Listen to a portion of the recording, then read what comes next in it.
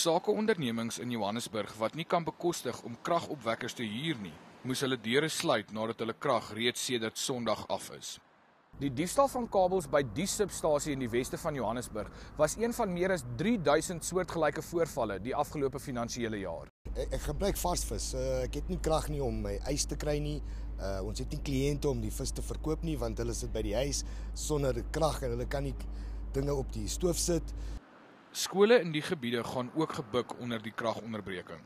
Die alarmstelsels werk glad nie, battery is afgeloop.